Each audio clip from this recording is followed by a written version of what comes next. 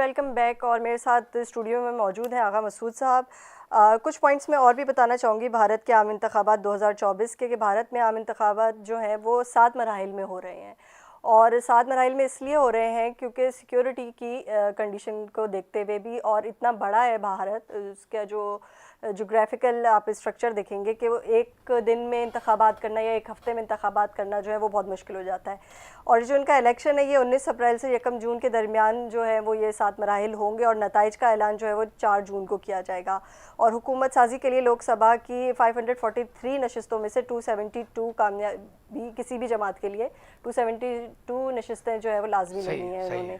और हुक्मरान जमात एक बार फिर इंतखाबात में कामयाबी के दावे करिए। कहाँ तक ये जो दावे हैं आपको लगता है कि ये देखिए, मुझे आप क्योंकि ख़ुद इतनी बड़ी तालीम याफ्ता हैं, देखिए हर पॉलिटिकल पार्टी चाहे वो अपोजिशन में हो चाहे मतलब इक़्तिदार में हो, हमेशा लोगों को ये तासुर देंगे हम जीत रहे हैं, हम जीत रहे हैं। तो एक किस्म का मतलब ये कि ये एक प्रोपेगेंडा, जी हाँ जी, प्रोपेगेंडा होता है। लेकिन मैं ये समझ रहा हूँ कि देखिए मैं इस नतीजे पहुँचा हूँ, मैंने हिंदुस्तान की जो टीवी देख रहा हूँ या हिंदुस्तान के अखबारात का जो मैं मुताला कर रहा हूँ, इतना ईजी नहीं होगा इसके लिए जीतना, बड़ा टफ टाइम हो रहा है। और दूसरी बात ये कि गुज़िश्ता 10 साल के अंदर हिंदुस्तान के अंदर बड़ी तब्दीलियाँ आई हैं। अच्छा, जो अभी आपने एक बात फरमाई बिल्कुल सही है कि हिंदुस्तान में नौजवान बड़ा घबराया हुआ है, उनको नौकरियां नहीं मिल रही। फिर ये यहाँ पर एक तस्वर पाकिस्तान के अंदर ये दिया जा रहा है कि भाई हिंदुस्तान जो है वो बड़ी बड़ी इकोनॉमी, तो बड़ा प्रोग्रेस कर रहा है, 5वीं बड़ी जो है वो रियासत बन जाएगा, जो कि बहुत। तो उनसे पूछो कि महाराष्ट्र में ये जो हज़ारों किसान जो है वो खुदकशी क्यों कर रहे हैं? कितना किसानों ने खुदकशी की अभी हाल ही में? मेरा ख्याल है 2 साल के अंदर तकरीबन मेरा ख्याल है कोई 1500 किसानों ने खुदकशी की है। तो ये कहना यहाँ पर प्रोपेगेंडा, ना हिंदुस्तान को जानते हैं ना हिंदुस्तान के लीडरों से इनकी मुलाकात हुई है, लेकिन प्रोपेगेंडा चल रहा है कि इंडिया इंडिया। भाई इंडिया, पाकिस्तान भी तो माशाल्लाह एक ऐसा कोई बनाना रिपब्लिक नहीं है, Pakistan is a very strong country. ये दूसरी बात है कि हमारी लीडरशिप ज़रा कमज़ोर है, वरना तो पाकिस्तान के अंदर बेपनाह वसाइल हैं आगे बढ़ने के। तो मैं ये समझ रहा हूँ कि ये सोचना कि ये जो नरेंद्र मोदी है इसको लैंडस्लाइड मिल जाएगा, नहीं मिलेगी लैंडस्लाइड मिलेगी। बल्कि मैं समझता हूँ 10 साल के अरसे में जिस तरीके से इसने हिंदुस्तान के आइन को बदला है और जिस तरीके से मज़हब कार्ड को इस्तेमाल करके इसने मुसलमानों को मार्जिनलाइज करने की कोशिश की है, क्रिश्चियंस को की है और दीगर लोगों को की है, सिखों की है, मैं समझता हूँ कि मैं तो एक जगह लिख भी चुका हूँ कि मेरा ख्याल है कि he might lose the election, he might lose the election. और ये कि अगर ये इलेक्शन लूज़ कर जाता है तो मैं समझता हूँ कि ये हिंदुस्तान के आइन की बहुत बड़ी फतेह होगी, क्योंकि हिंदुस्तान का बेसिक आइन जो है ना वो सेकुलर है, जिसके अंदर सब लोग जो है ना मजहबी एतबार से भी सकाफती एतबार से भी बराबर हैं। तो ये हमारे लिए बड़ा मतलब मेरा ख्याल है बहुत अच्छा होगा। और ये है कि जिस तरीके से मूवमेंट चल रही है, अभी तो खासे दिन है, मैं समझ इस तरह मूवमेंट चल रही है हिंदुस्तान के अंदर, इंदिरा गांधी, ये सोनिया गांधी चला रही हैं, प्रियंका चला रही हैं, फिर इसके बाद जो दीगर पॉलिटिकल पार्टीज हैं वो इलाक़ाई भी तो है ना, इलाक़ाई पॉलिटिकल पार्टी हैं, वो भी तो मतलब इलेक्शन लड़ रही हैं और उनके अपने मंशूर हैं। तो ये समझना कि सिर्फ नरेंद्र मोदी जो है ना राम मंदिर बना के या कि अजमेर में मस्जिद को शहीद करके, या ये है कि बनारस में मस्जिद को शहीद करके औरंगज़ेब ने जो बनाई थी वो जीत जाएगा इलेक्शन। मेरा ख्याल है कि हिंदुस्तान का जो दानिश्वर है, हिंदुस्तान का जो राइटर है, हिंदुस्तान के जो सहाफ़ी हैं जिन पर बहुत ज़्यादा पाबंदी लगी हुई है, हिंदुस्तान के अंदर बहुत बड़ी पाबंदी लगी हुई है सहाफ़त पर, तो ये समझता है कि मैं जीत जाऊँगा। मेरा ख्याल है he will face a tough time. अच्छा, एक चीज़ और मुझे पूछनी है कि जो हिस्ट्री है हमारे पास जो हिंदुस्तान की है, वो हमारे पास रिटन हिस्ट्री मौजूद है। हाँ, ठीक है, जब हम बात करते हैं मुग़लों की बात करते हैं, फिर हम ईस्ट इंडिया कंपनी की बात करते हैं, फिर हम हिंदुस्तान की डिवीज़न की बात करते हैं, सब कॉन्टिनेंट के डिवीज़न की बात करते हैं कि कितने मुल्क बने और क्या हुआ। तो ये सब हमारे सामने है हिस्ट्री के अंदर। इनको कैसे पता होता है? मोदी का हर जो सरकार की हमने ये चीज़ देखी है, अगर उसने कोई मस्जिद शहीद करनी होती है तो पहले बताता है कि 10,000 गवाह ने कि इस मस्जिद से पहले यहाँ मंदिर मौजूद था। ठीक है, और उस मंदिर को गिरा के जो है मस्जिद बनाई गई थी, और मस्जिद को शहीद करके दोबारा मंदिर बनाया जा रहा है। तो इतनी उम्र तो लोगों की होती नहीं है कि 200 साल या 300 साल हो, और उन्हें हिस्ट्री में वो एविडेंस और आई विटनेस हो के यहाँ जी मंदिर था, उसको जो है गिरा के मस्जिद बनाई गई, अब उसको शहीद करके दोबारा मंदिर।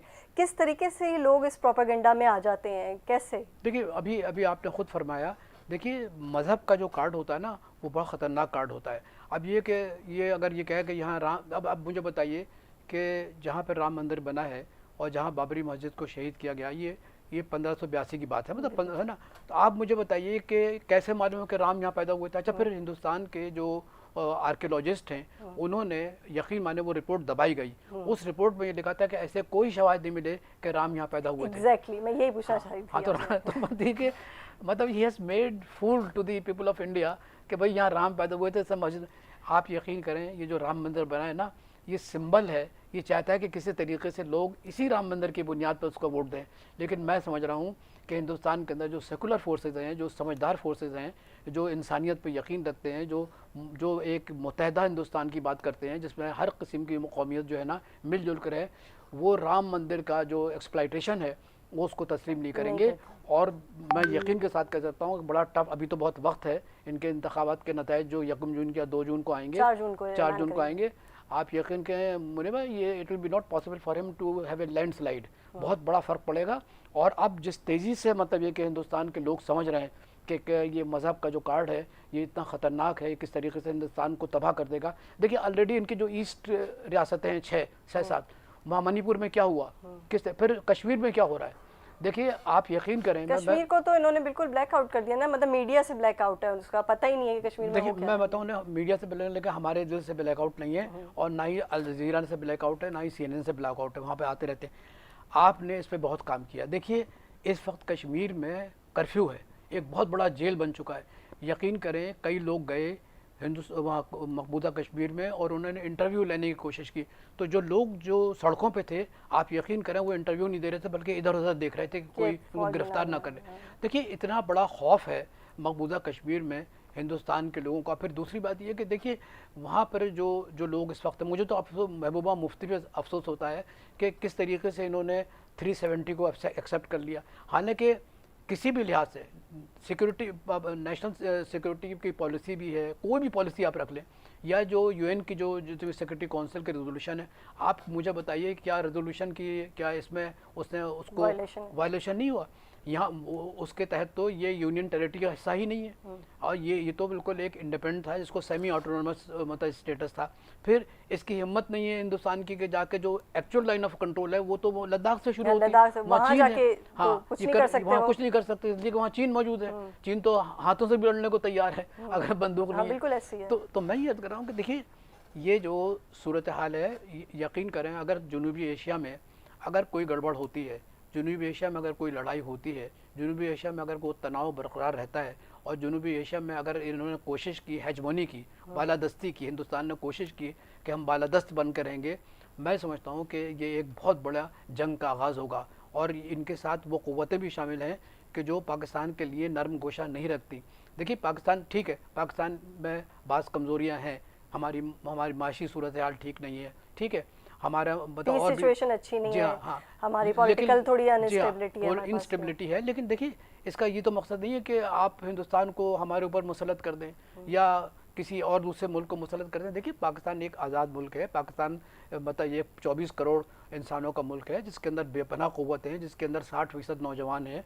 अगर उन 60% नौजवानों में से तकरीबन कुछ 30% ऐसे हैं जो आला तालीम याफ्ता हैं, बाकी तो मतलब गरीब हैं, लेकिन फिर भी वो मेहनत कश तो हैं, वो मेहनत भी तो कर रहे हैं। नहीं, और इसकी अगर हम ओवरऑल भारत की में जब ये नरेंद्र मोदी के 10 सालों को अगर हम रिव्यू करें तो बड़ी ऐसे वाक़यात हुए हैं कि जो कि शो करता है कि इसका कितना ज़्यादा एक्सट्रीमिस्ट माइंडसेट है। क्योंकि जब आप गूगल पर जाते हैं, गूगल इंटरनेशनल के ऊपर जाएंगे और आप वहाँ लिखेंगे कि इंडिया का नक्शा क्या है और पाकिस्तान का नक्शा क्या है, अगर आप यू टाइप दैट तो वो आपको देगा कि कश्मीर और GB जो है वो इंडिया के साथ है नक्शे में। ये चीज़ जो है ये पाकिस्तान की इसमें बहुत बड़ी एफर्ट है, बहुत बड़ी, कि उन्होंने जो है गूगल के प्लेटफॉर्म पर जो है ये इशू उठाया था कि कश्मीर और GB को इंडिया के नक्शे में ना दिखाएं, वो आपका नक्शा गलत है जो कि आप google.com पे करें, आप google.pk पे आएंगे तो आपको प्रॉपर नक्शा जो है वो मिलेगा जिसमें हमें दिखाया हुआ है डिस्प्यूटेड टेरिटरीज कौन सी है, और GB हमारी कोई डिस्प्यूटेड टेरिटरी नहीं है, वो तो हमारी है अपनी टेरिटरी। सही, बिल्कुल। तो ये एक जो नरेंद्र मोदी के टाइम के मैं 10 साल को इवेल्युएट करना चाह रही हूँ और मैं उसको डिस्कस करना चाह रही हूँ कि ऐसे कौन से उसने इतने गलत इकदाम किए हैं, जो एक प्रॉपर वर्ड ये होगा कि जिसकी वजह से उसको शिकस्त हो सकती है। अगर हम मैं बताऊँ, देखिए 2002 में इसने अहमदाबाद में कत्लेआम किया मुसलमानों का, है ना, 3000 मुसलमान जो है ना शहीद हुए। उसमें मैं आपको 2 मिसालें बताता हूँ। वली दक्कनी बहुत मशहूर शायर थे, वो भी वहीं दफन थे, उनकी कब्रों को निकाला गया। Ehsan Jafri, one of the best poet in India, है ना, उसकी कब्र को खोदा और उनके ढांचे को जो है सड़कों पे लाया गया। देखिए ये कहलाता है कसाब। गुजरात के मुसलमानों बिल्कुल के यही कद वर्ड है। इसको इसके लिए यही लफ्ज़ इस्तेमाल हुआ था, कसाब है। कसाब। तो अच्छा, ये फिर इसके बाद ये कि he was declared as a terrorist, इसको टेररिस्ट करार दिया गया। इसने अमेरिका जाने की कोशिश की तो अमेरिका ने कहा कि भाई इस terrorist will not give him a visa, visa भी उसको नहीं मिला। अब जाहिर है कि अमेरिका की अपनी कोई मजबूरियाँ चीन के ख़िलाफ़, तो उससे दोस्ती कर ली। लेकिन इसके सारे काम जो हैं वो इंसानियत के ख़िलाफ़ हैं। इसने मुसलमानों को कत्लेआम किया गुजरात में, और इस तरीके से फिर आपने देखा अयोध्या में जो मस्जिद, जब बाबरी मस्जिद जब तोड़ी गई, आपको मालूम है कि कितने मुसलमान मारे गए? उसके अंदर तकरीबन 2000 मुसलमान मारे गए। लोगों को मालूम ही नहीं है, वो समझते हैं कि भाई बस मस्जिद को तबाह कर दिया, बस डिमोलिश कर दिया था। ऐसा आप नहीं है, यकीन करें कत्लेआम हुआ था, कत्लेआम मुसलमानों का हुआ है वहाँ पे। तो ये इसके ऐसे ख़तरनाक किस्म के ब्लैक स्पॉट्स हैं।